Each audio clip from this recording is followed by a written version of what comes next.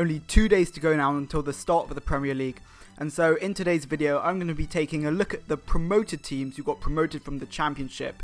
I'll just be giving you a little bit of information about them and how I think they'll do this season. So let's start now with the team that won the Empower Championship, which was Cardiff City. Now last year they had 25 wins, 12 draws and 9 losses, and I think they ended up winning by quite a margin. Now they've never played in the Premier League before, and this is going to be their first time. And one of the things that I'm most looking forward to about them being in the Premier League is the derby with Swansea, which I think is going to be a really great match. Their defence carried them last season, and they only allowed 45 goals in the Championship, which is less than 1 per match, which is a really great record. And you know, this summer they've made some smart signings like Sevilla's Gary Medel, and so it shows that, you know, they're not going down without a fight, and they also have money to spend if they need to. I think it's a Malaysian owner or something like that.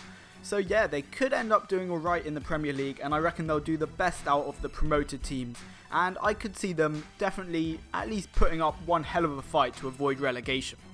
The next team that got promoted was Hull City, who came second in the Championship with 24 wins, 7 draws and 15 losses.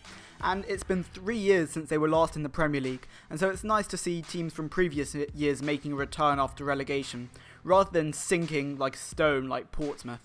And yeah, I reckon Hull could do alright this year. However, I don't think that their defence is that strong. And, you know, I'm not sure how many goals they'll be able to score. You know, they've signed Danny Graham, who I don't really rate as a striker at all, to be honest. So yeah, I do worry about them slightly. I mean, they scored 61 goals in 46 matches in the Championship, which isn't brilliant when you think about a team that came second. So I can see them getting relegated this year, and yeah, that's not much else to say really about Hull. And so the next team is Crystal Palace, who finished 5th in the Championship, but then got promoted via the playoffs. They didn't do too great last season. You know, they had 15 draws, which is a huge number, and apparently they had some difficulty holding on to leads, and I think they might struggle this year without Zaha, who was their main creative outlet last year. And to be honest, I don't see Marouane Chamakh as being the main man who's going to score enough goals to keep them in the Premiership this season, which is why I think they might, well, yeah, I think they'll get relegated.